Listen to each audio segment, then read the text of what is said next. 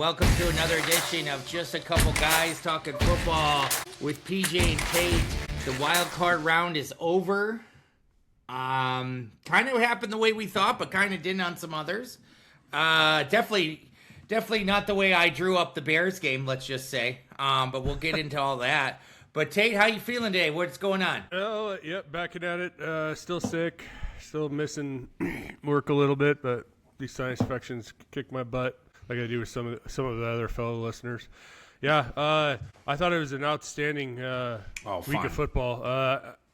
I can't stand watching the Eagles. They're just boring. And this is coming from an old school, good defense running the ball. They're just so boring to watch. I'm totally fine with them being out. Bears was epic. Actually, every game was good. I mean, the game last night was super boring until the last quarter, and then it was just all hell broke loose. But yeah, I think this is a great year. We don't have to watch the Eagles. We don't have to watch the Chiefs. It's just new wide blood open in there. Yeah. Yep, and it's still wide open for everybody. I still think there's a few teams that are ahead of others, but I think we're getting down to it's anyone's game at this point. And also, 4 of the last 6 home teams have lost, so home field advantage is not really showing its great thing impact like it used to. Yeah, I mean, in this modern day of the NFL, I kind of feel like home field advantage is, of course, crucial. You would like it. But, I mean, you've seen plenty of these teams go on runs. I mean, if the Rams make it to the Super Bowl, they're probably going to have to play every game on the road, right? I mean, I don't think they're going to mind. And, we'll get to that. But, I mean, the main thing is, I think you're right, is you're just seeing that these teams that are left, especially, going into last round and coming out of this round, it's anybody's ball game.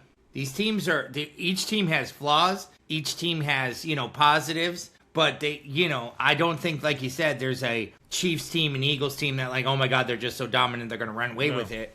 Much like you said, like, people were probably saying halfway through the season, the Rams. Listen, Carolina gave the Rams everything that they could handle the other night, and Rams came out victorious.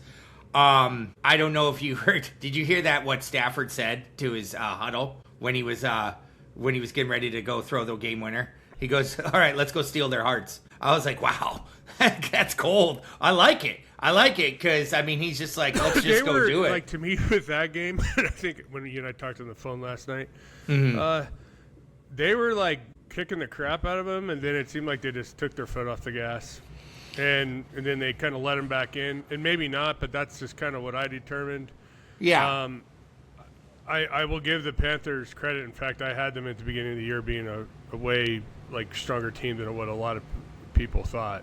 I thought they had a heck of a year, and I mean, heck, Bryce Young is, I think, starting to show that he's just took him a little bit, but he's not bad by any means. Absolutely. I think the Rams, if the Rams play their best game, I think they're really hard to beat. I agree with you. I think the Rams are definitely up there. I mean, they beat the Panthers 34-31.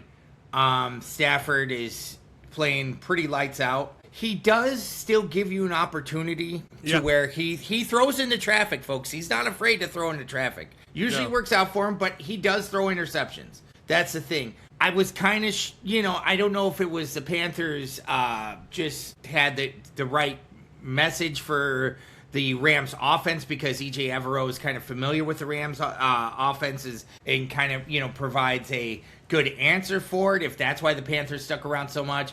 But I do agree with you. I think Bryce Young is blossoming. I think the Panthers are on the right mode. Do they need to get some more playmakers? Probably a little bit. They've got some young playmakers. Not a lot of veteran presence on that team, it feels like, at the moment. But listen, I think their defense has definitely got something going for them. So I think it's just something to say. I mean, my main thing is, did I think the Rams were really going to lose? My heart of hearts, I would probably know. Even though the Panthers kind of took the lead, it was like more than 2 minutes left. I think the Rams had all 3 timeouts. I'm like, this isn't going to end up well. Devontae Adams finally started catching the ball, and that's part of the thing, too. I think that game was closer. Once he gets going. Yeah, he looked like a guy that hadn't been playing in a couple weeks because he had a lot of drops. Yeah, I mean, it just, when he opens up, like all the other receivers open up, it's scary when he yes. To me, they're the most scariest team in my opinion, and I don't know why I think that. It's just they've been there and done it. They got a good veteran. They got the perfect amount of veteran / young. Mm-hmm. A coach has been there and done that. Yeah. I just think they're up there. But like I said, dude, it's anyone's game. Like, oh yeah, 100%. I would probably say I agree with you that I would say if I had to say it now, if I had to pick somebody, Rams would probably be a heavy favor for me too. Yeah. And a lot of that has to do with, like you said, veteran presence. You've got Matthew Stafford, who's been in the league a long, long time, has done just about everything. Played bad, played good, played everything in between. He's ready to go. He's really clicking with McVay. Puka is on another level of a wide receiver. I definitely think if he's not the top one, he's in the top 1 or 2. The guy plays physical. I love the way that the guy plays wide receiver, okay? He doesn't care about, he's going to make the catch, and here's the deal. If he's trying to run, he's going to break a tackle or two, and it's just fun to watch. Let's face it, too. He likes to go out and party all night, too. Yeah, that's true. And then be late to meetings, so. Yeah, he's a real football player. That's a real football player right there. There's the program you right don't there. See that very much anymore. Like it used to be a big issue, but oh yeah, you hardly hear about that anymore. Lawrence Taylor sleeping in the meetings, kind of thing. Lawrence Taylor showing up to the game 10 minutes before the game. It doesn't even know who. I don't know who's. We're playing Washington. Yeah, he doesn't even know the teams. He just goes, "I go play against that one." Yeah. Let's go on to the Bears game. I mean, I don't think we have too much more to talk about on the Rams. Let's talk about that epic Bears game. I told you I knew they were going to win. I mean, I picked them last week. I mean, so did I. But that doesn't mean I thought they were going to win. I figured they were just going to come in. And then, like, their first drive, I'm like, here we go. Like, even though they settled for a field goal, I was like, okay, here we go. They got them right where they want them. And then the Packers just, like, where the hell did the Bears defense go? 21 straight points from the Packers right after that. Yeah, they did basically everything they wanted. Then, and I was telling you, like, it was driving me crazy with Caleb, how he's throwing a fit on the sidelines. And I know it's emotion, but, dude, like, you got to – that kid may be able to work in college, but not in the pros. But hey, he came out and he made throws that maybe 5 other quarterbacks could make, and maybe only him could make. But then he throws some stupid stuff too. Well, he's a talent, like I say, dude. Right. Like I text you, he's like Elway. He is the closest thing. He's to got Elway, he's got that clutch. Yeah, he's got that clutch and just pulling something out of his butt. You know, Mahomes had it. I think Mahomes has lost it a little bit just with age, but. He's very special. It's just he's still kind of a head case. Yeah, but it works.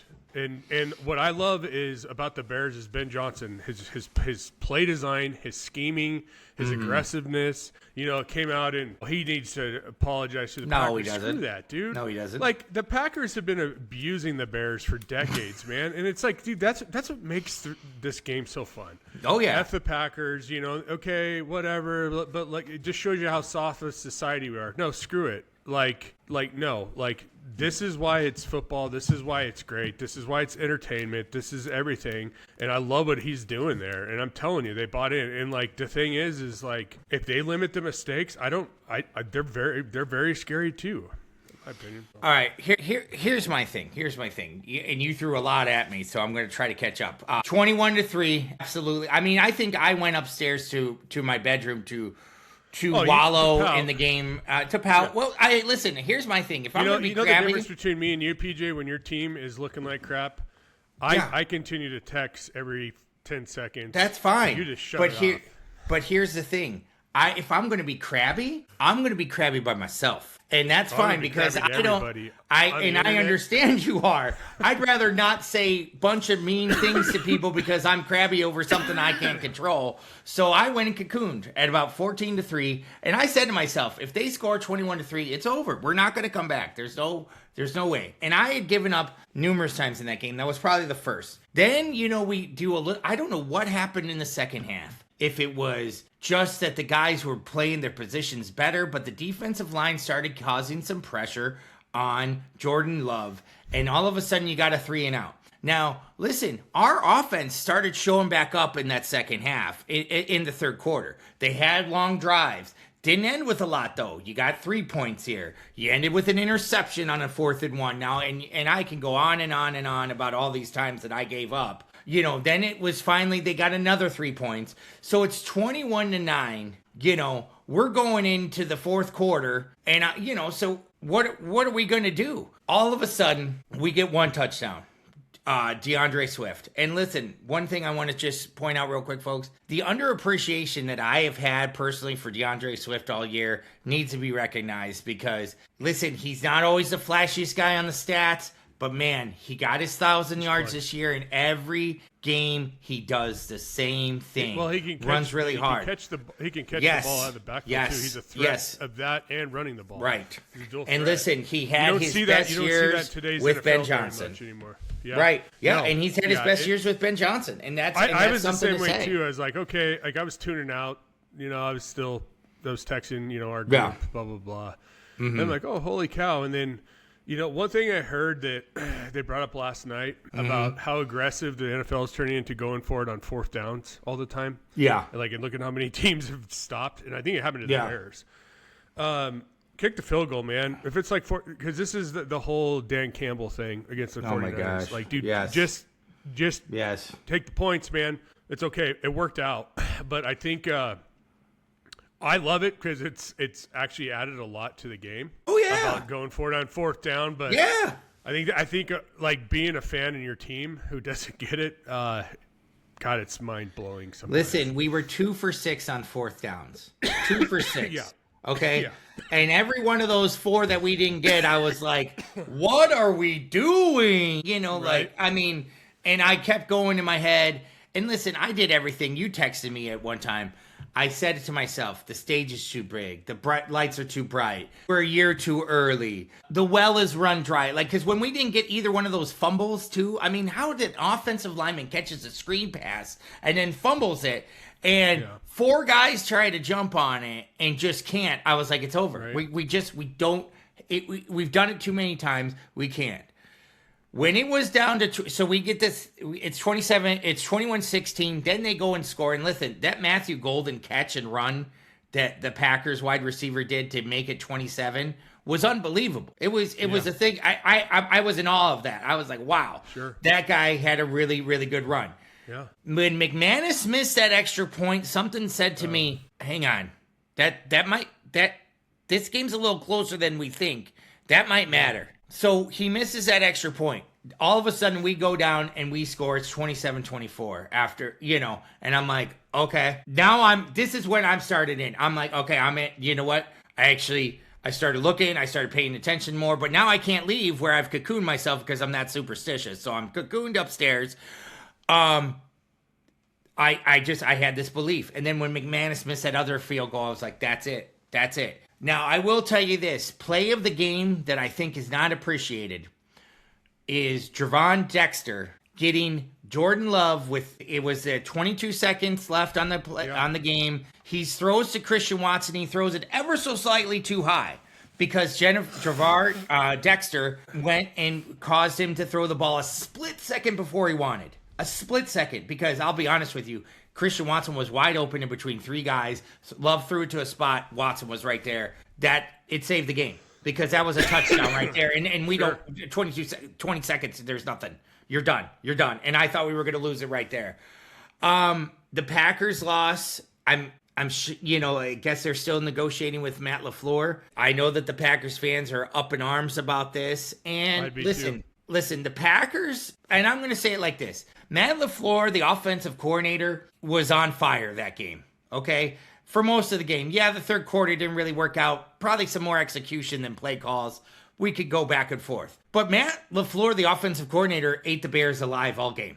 All game. Even that last drive, he just kept going. And how many times did the Packers guys did have some crucial drops in that one. Jaden Reed, a couple times, Yeah.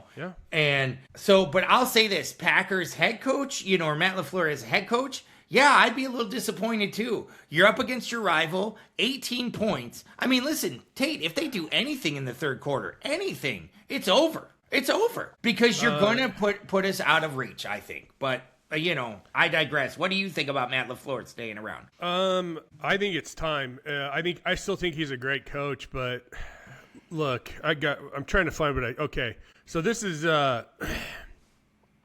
basically what has happened this year. Packers led by 10 in Cleveland, lost. Led by 13 in Dallas, tied. Led Yep. by 9 in Denver, lost. Led by 10 in Chicago, lost. Yep. Led by 18 in Chicago, part 2. Okay, Yep. so here's my thing. Great coach, yeah. But, dude, like, when you're having that many, like, you can't Something's close wrong. the door. I don't care about injuries, any of that. You have him. He was also on the staff when 28-3 Super Bowl with the Falcons versus the Patriots. Yes, he was. He was a quarterbacks coach for the Falcons on that. So I don't put that on him. That's on Shanahan. But Shanahan has a lot of the same things, but not as many as LaFleur. Like, to me, it's like he's been there and done this long enough. I think you got to freaking – I don't know if you – I don't know. If Harbaugh's there, I'd go get Harbaugh. In fact, I'm talking about that in Denver right now. If we lose depending on how we lose on Saturday – You're not getting rid of Sean Payton. I love it. I'm sorry. I know. We'll talk get back about to the that Broncos. later, We'll talk about that later. But what I'm saying is, just that killer instinct to finish it. So it's a mindset with the team. It's like, yeah, he's putting you in positions, but it's still, this is what the coach does about closing it off. You got to close the games. And it was the same thing in Denver, dude. Like if Pat Surtain didn't get that pick, I mean, they were getting ready to freaking go up another 16 points? So, I mean, I think the thing I don't know. I just, to me, as an organization, but the Packers are like the Steelers. They don't like to fire their coaches. They give them as much leeway as they can. Here's my thing. You've heard numerous Packers players, especially in the post-game interviews, the next day while they're cleaning out their locker. There was a remaining theme of that. We don't finish games. We don't finish games. And one guy kind of even let it into be kind of known. I can't remember who it was. It was a cornerback, but he was like, when I came here, it was kind of known like a thing of like, we don't finish games sometimes. That can't be permeating through your locker room, okay?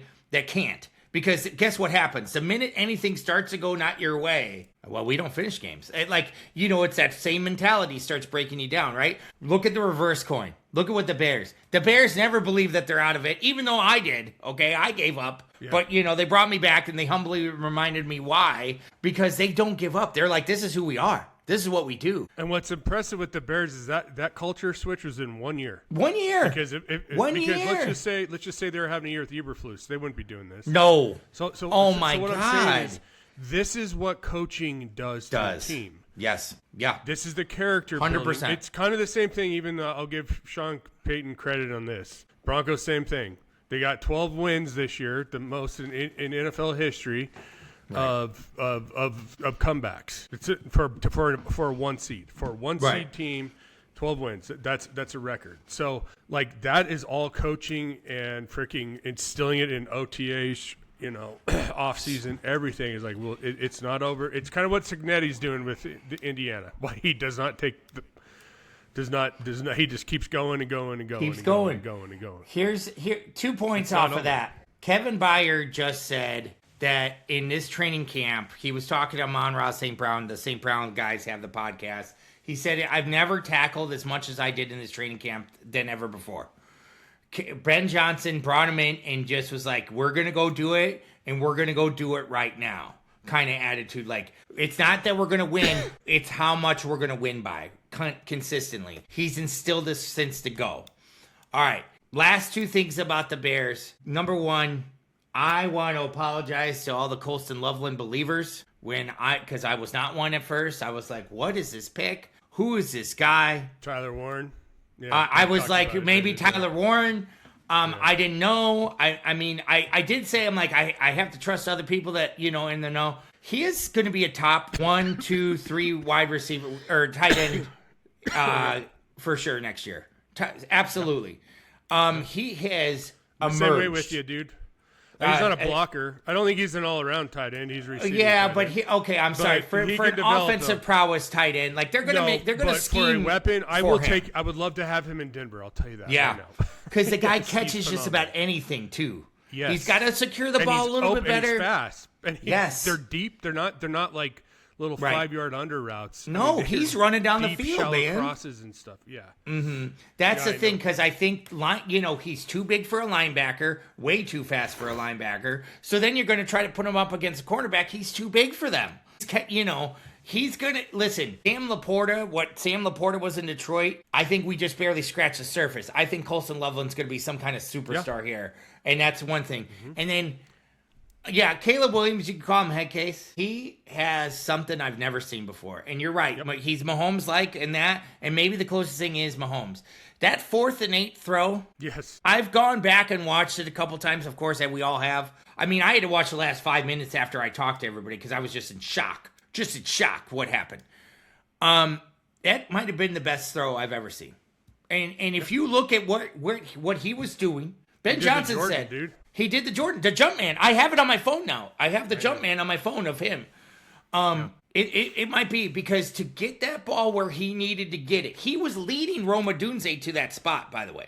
And that's a broken play that he's making. Like Ben Johnson said, I don't think his feet were on the ground when he threw the ball. That's how much of an arm he has. And to put it where he did is just, listen. It's God-given talent. It was unbelievable. That's stuff that you can never train for, teach, or whatever. He has it. He's got it. That's the whole intangible. My big thing of him coming 100%. out of college is, who is he played big games. He seemed like he choked, and he seems like a head case. He still showed to me that he's a head case, but it came around. His end of game halftime end of game speech was freaking awesome. Like it sounded more like a coach than what Ben Johnson was. Yeah, he got emotional talking about Ben Johnson. And I'll tell you, I still think he's a head case, but I respect the heck out of him, and my eyes are on him. Yeah. Now, well, how can you not be? How can you not be? I was really hard on him. I was just like, I just don't think I think it's just going to take a few years. But no, he's got something that's very special, and they're already talking that he may be the best. He's going to be the best quarterback probably in the league, in the next 10, moving forward. He's going to probably take over Patrick Mahomes, and the best thing that happened to him was Ben Johnson. Yeah, 100%. Because I don't think he becomes this without Ben Johnson. I totally agree.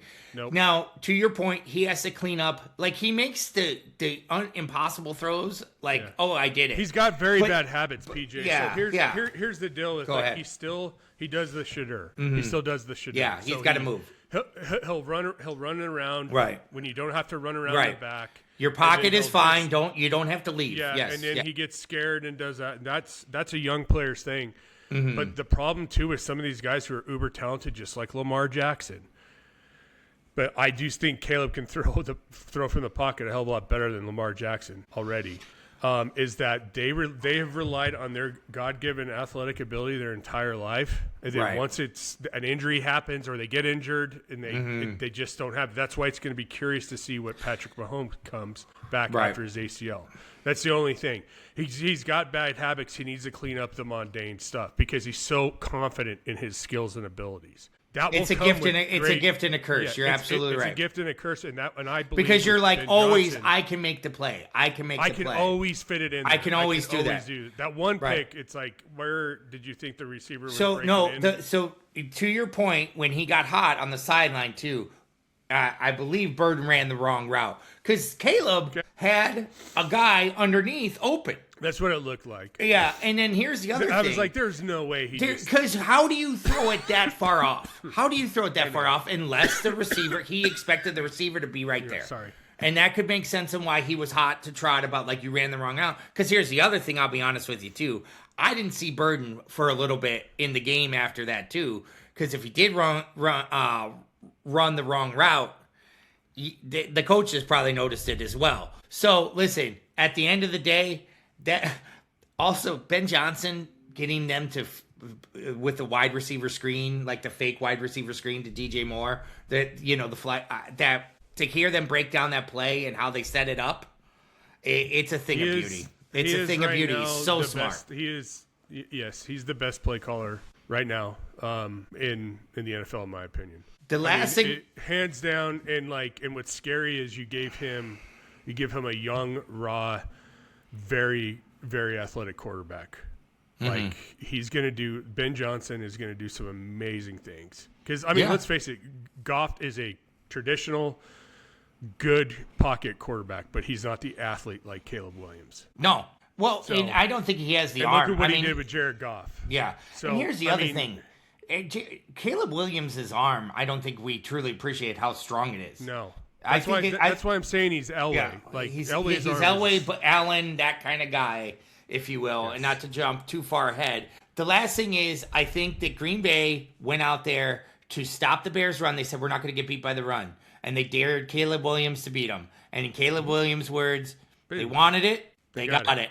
So there you go. The man that cometh. Paints his fingernails. Okay. Hey, God bless. Paint them and throw every touchdown you want, baby. All right, let's go on to those aforementioned Josh Allen and Buffalo Bills. I mean, you picked this one. You got it.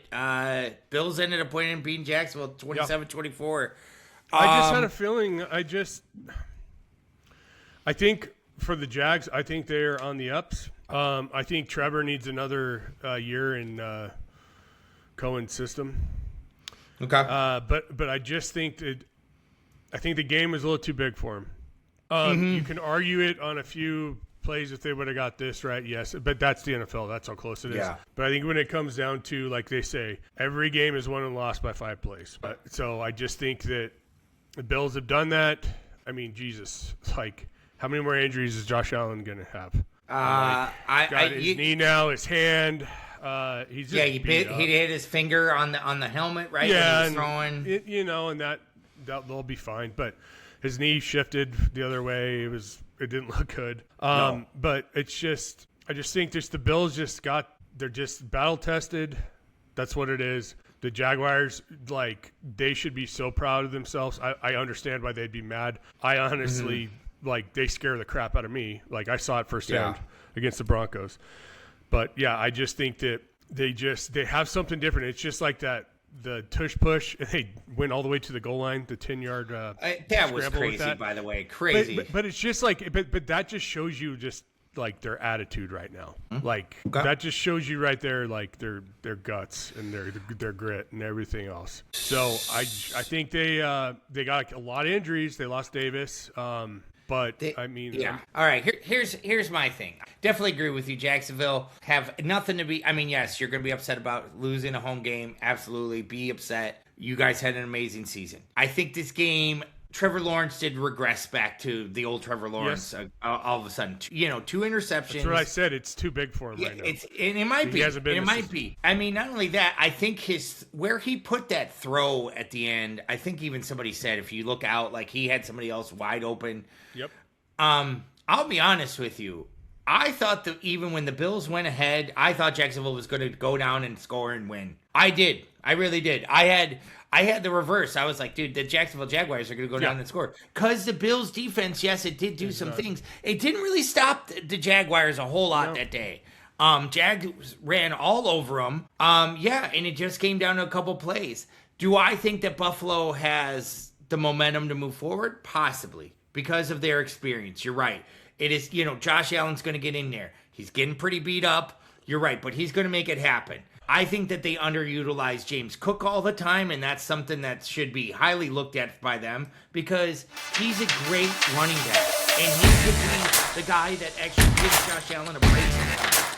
Okay? Nobody on the Bills. I have been saying that all year.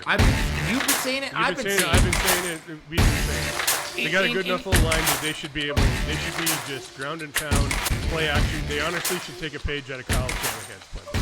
That's how they should run their offense. They should do that.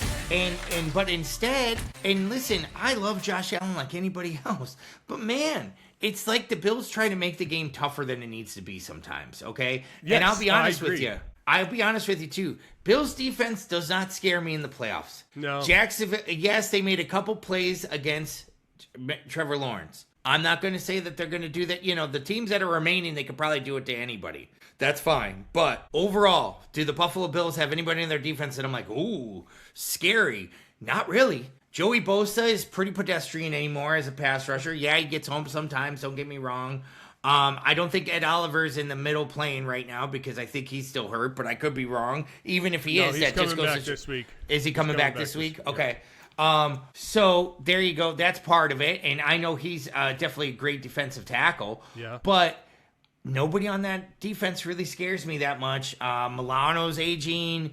Travarius White, this is his second stint with the team after he tried to go free agency to a couple places. Listen, I just think that the Bills defense is what could cost them in the playoffs. Josh is going to do everything that Josh can do, but he can't play defense. And that's what's going to cost him. Because, Jaguars, I think, would have scored if they did, if Trevor doesn't throw that, ball. And let's be honest, it hit the receiver in the hands. Yes, you should have caught it then. Yes, this is the pros. Yeah, drops happen, but they're also paid not to drop the ball. Okay? Yeah, it was tough because the guy made a tackle. Fine. It still hit him. Jacoby Myers has been a stud for him ever since he's been there. Well, let's talk about, because being a Broncos fan, they lead the league in drops. I was watching it last night. There's so many freaking drops this year. Still. So many. It's like, are you guys kidding me? Yeah. Like, the quarterbacks aren't throwing the ball any harder than they've ever done. Like, why is there so many drops? And I'm talking in the hands. I'm not talking the one hand. Yeah, and the Bears didn't have a huge problem with it on Saturday, but they've had a problem with it this season. Drops. The Steelers had a bad problem last night, and in that game too. It's in the Bills-Jags game, and it's so frustrating being like. Yeah, because I watch a bunch of Buffalo guys too. Yeah. Yeah, yeah. No, and this is what I've been saying all year about how it's sloppy football. It's sloppy. This is a fun year. This is probably one of the funnest years I can't remember. Also, just started the podcast, talking it, watching more football. Sure, but it's every game is just sloppy. Have you noticed how much better the officiating's been in the playoffs?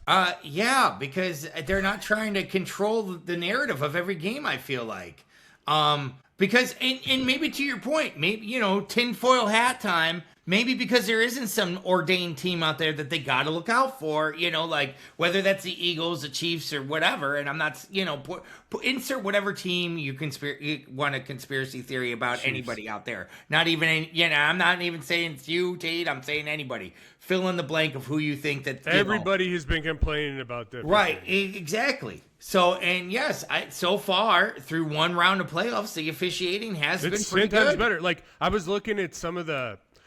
What game is it? Which one? Maybe last night, some of last night, and then on Sunday. I don't remember which one, but I was looking at defenders blocking, the passes from the receiver. Oh yeah. And I'm like, oh my god, that looks like a good defensive play. Like, how many games have I watched this year? They're calling that pass interference. Yeah, I'm like, holy cow. The flag. Yeah, no, they're letting them play. I would say they're letting them play, and I wouldn't say that there's been a pass interference that is so egregious that hasn't been called. And that's the other thing. No, I haven't yet. I haven't seen anybody that I'm like, man, that should have been pass interference. Yeah. And that even means offensively or defensively. Yes. I haven't seen anything like that. We'll wait until you watch the Broncos game. They're going to get a ton of pass interference calls. You watch. Well, that's just Riley. I thought that's what Riley Moss likes to do. That's right? what Riley Moss does. Yeah, that's what he does. He doesn't cover. He just pass interferes. Yeah. Let's roll on to the team that you're glad that's kind of out, the Philadelphia Eagles. You find them boring, 23-19.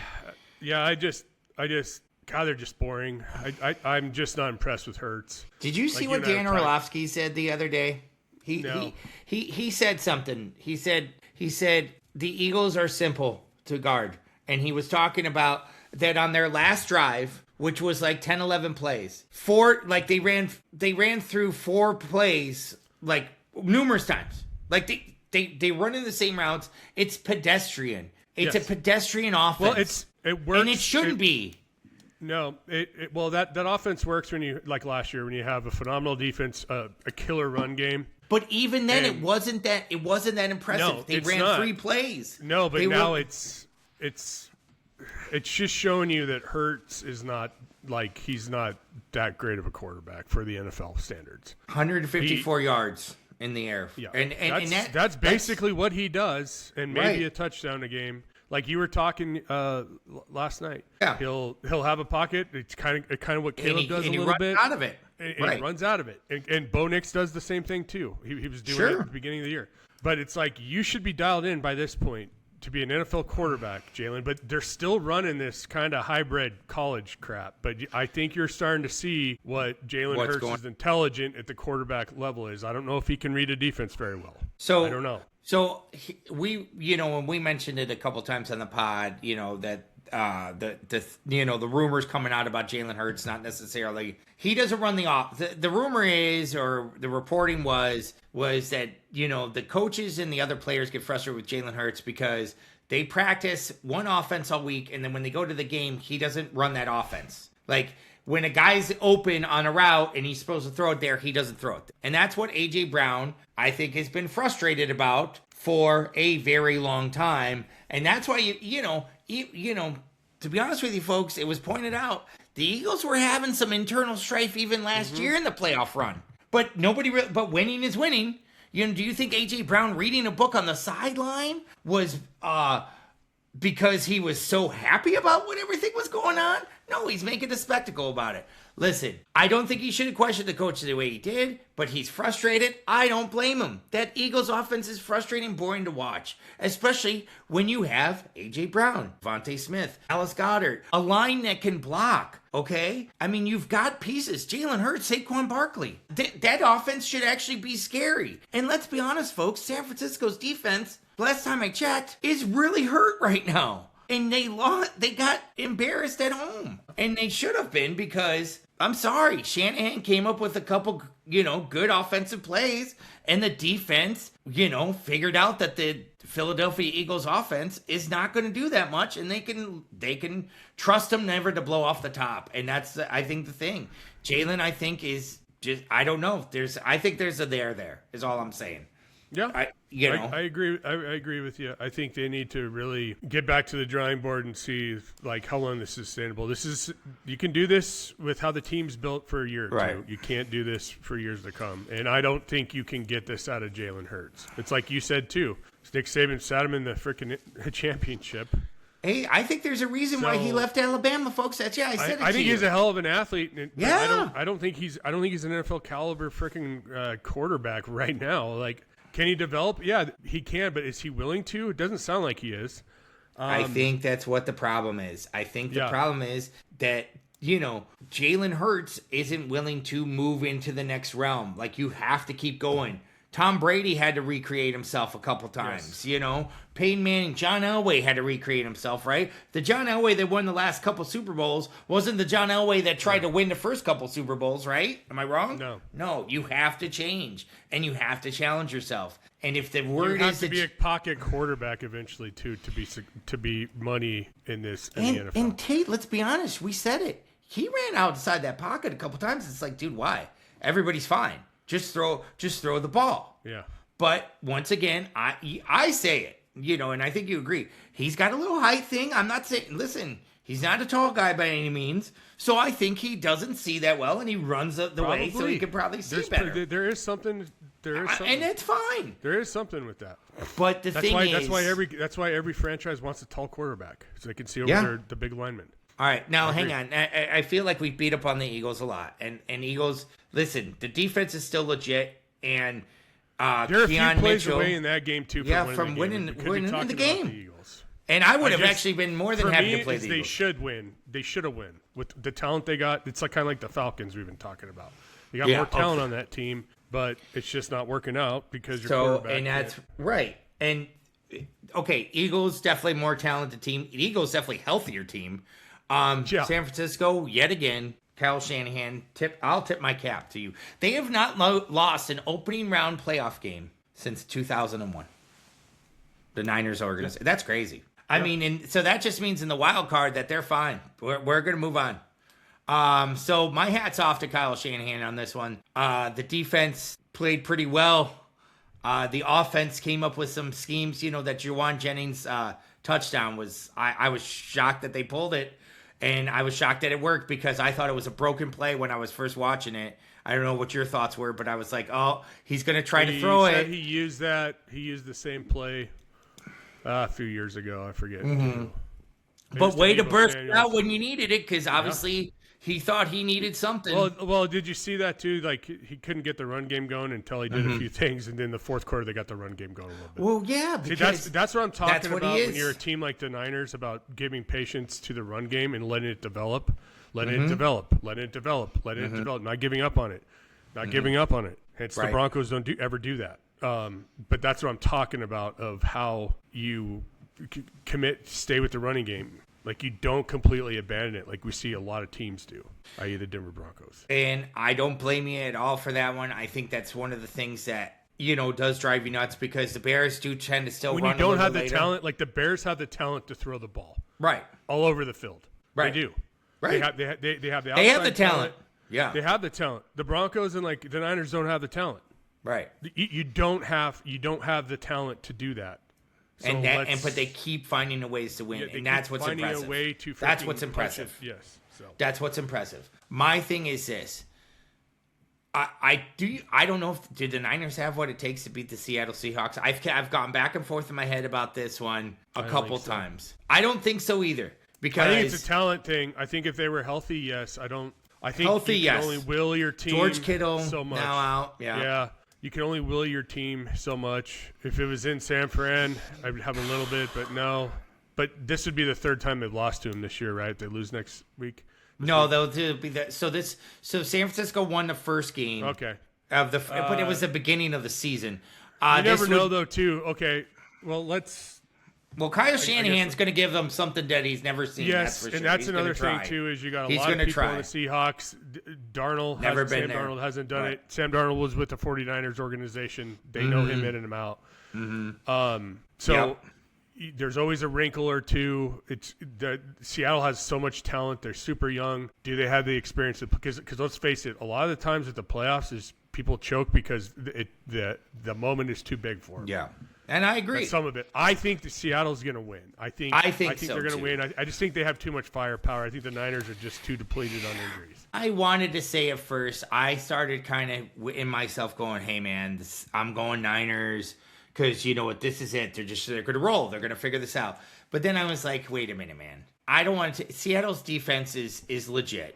Okay, and you know what? They're an offense that doesn't mind trying to blow the top off of you if they can, and that's where I think the Niners are going to be susceptible. The Bears did it to them. I think Seattle, and I know Seattle didn't do it much this last game, but I think they're going to have a little bit more for them too. Okay, and I think the Seattle Seahawks won't be afraid to pass the ball against the Niners, much like the Eagles were afraid to pass the ball. I mean, it was pretty much first half you could kind of see it like, man.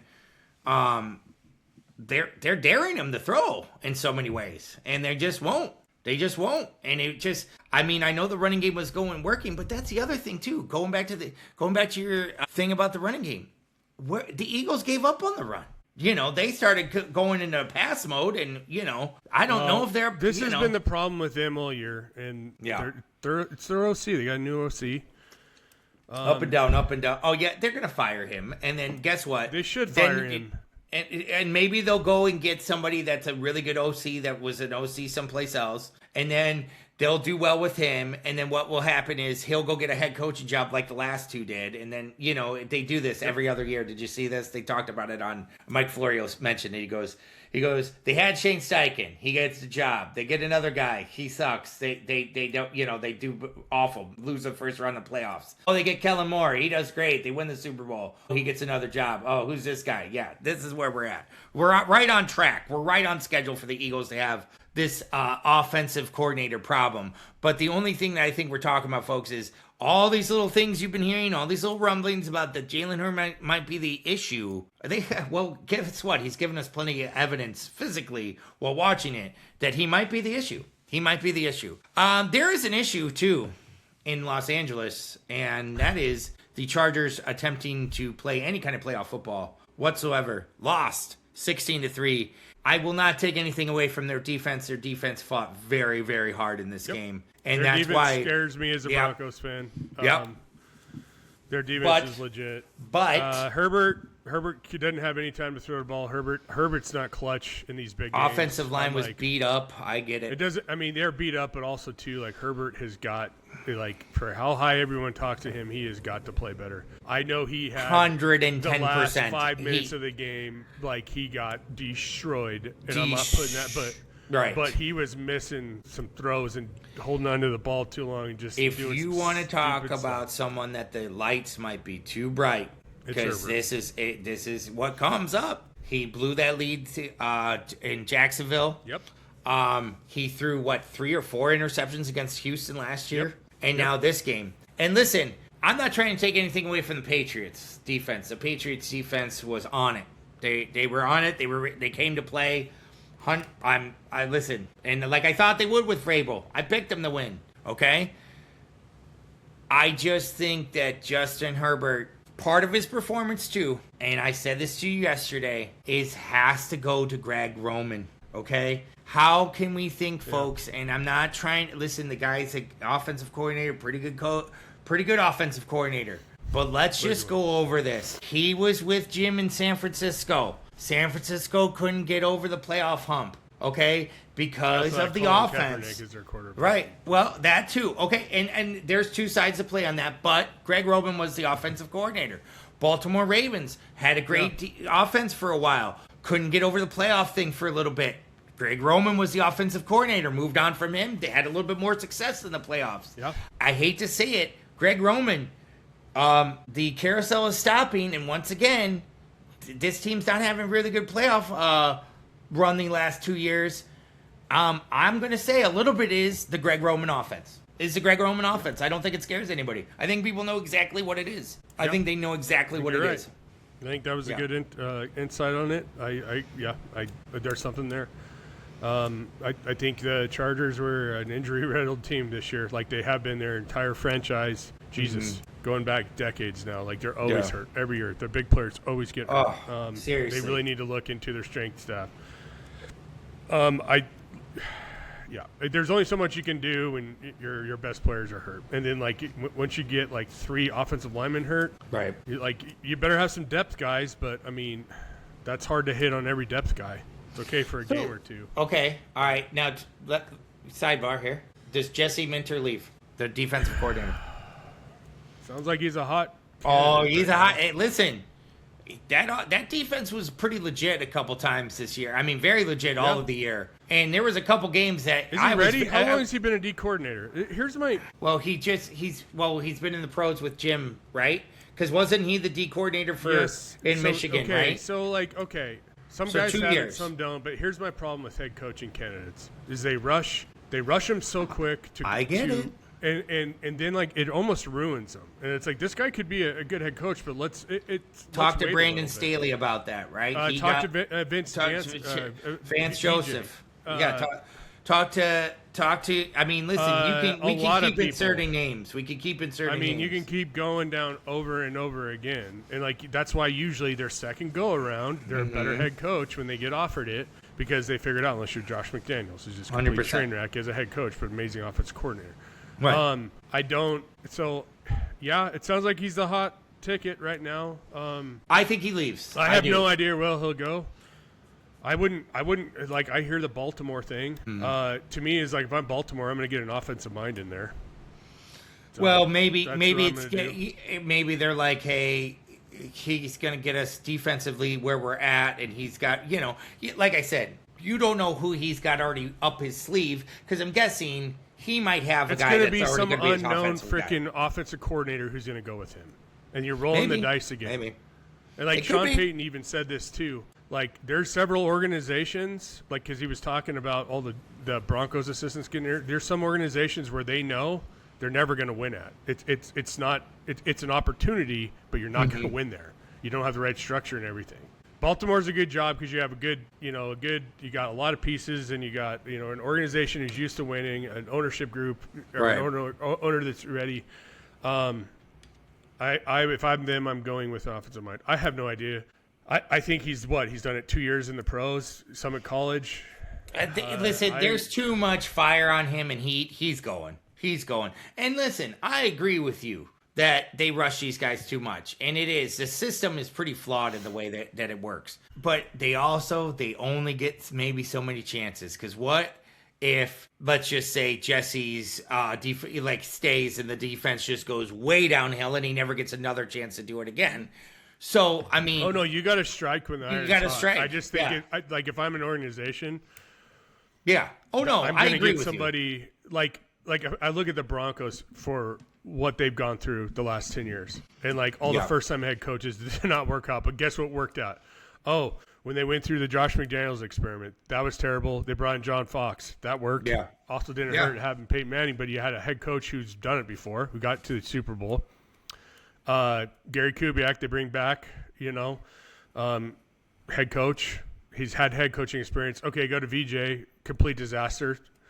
Go to Vic Fangio, who has the most coaching pedigree, not a head coach. He still ran it like he's a D coordinator as a head coach. Knew that one. Nathaniel Hackett, he didn't even make it a full year, not a head coach. And then, bring in Sean Payton, who's already a head coach. He's got, to me, if I'm trying to build an organization who has head coaching experience, that's what I'm going to try to do. And there's a few. That's why I'm going after Harbaugh with everything from one of these teams. I listen. I think that John Harbaugh is definitely the top coaching candidate, and we didn't mean to get into coaching candidates here. 100%, and that is also why. Because to be honest with you, folks, I thought if LaFleur lost that job or does lose his job, I mean, there's still that possibility that I thought John Harbaugh was going to go to Green Bay, because that just makes too much sense for me in my head. So I hope it doesn't happen, but.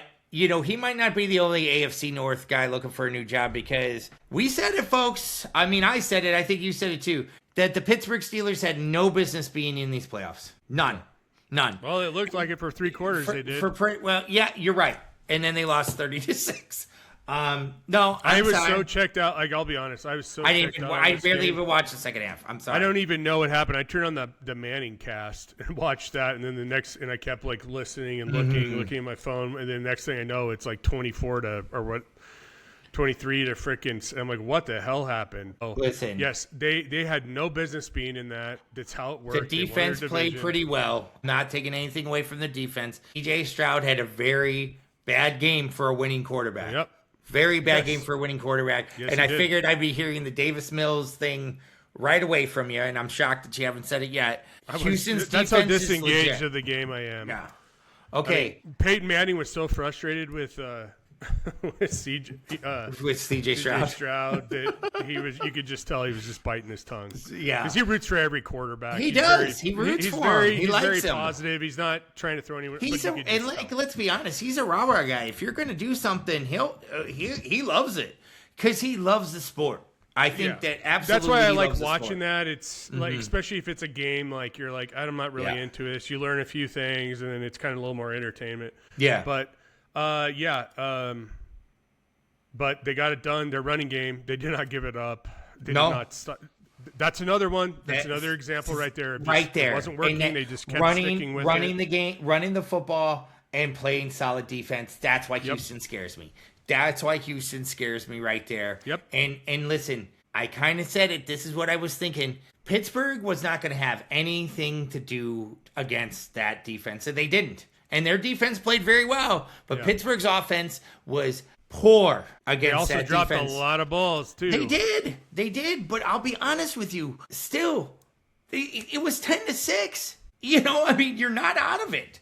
Try to make something happen, and that offense just couldn't do anything. I know. They couldn't, and DK got back? I think so. How about this? If Mike Tomlin's back one more year, and that's what I was saying, folks, it could be Tomlin next. I don't know. And I think that it could be a mutual parting. If Tomlin's there, I think Rodgers will stay. If Tomlin's not there, bye-bye Aaron Rodgers for sure. But I don't know. I mean, listen, it didn't look like he was having fun getting beat up by the Houston Texans. I'll tell you that much. Because, boy, those boys get home when they want to. What I've noticed with Rodgers this year, I think he's just... Remember, he's so cocky and kind of out there. This year, he's a lot more quiet. Mm-hmm. I think he just kind of realizes it. I just think he just okay. But I could see this happening too. Is he's done, and then he does a Phillip Rivers later in the season next year. Yeah, you're right. Actually, that would be him. That would be so him. Honestly, it makes more sense because he's not 5 years removed. He's only a half of a season. So I could totally see that. And somebody that good, and then they get a major injury, and oh crap, hey, I don't think he would go to what if the JJ Titans McCarthy goes Ward. down later in the Minnesota season, and they're 6-3, and they need him. Yeah, I could see him do that. You're right. Yeah. No, that's a good take. That's a good just take. To create I could havoc see that in your life.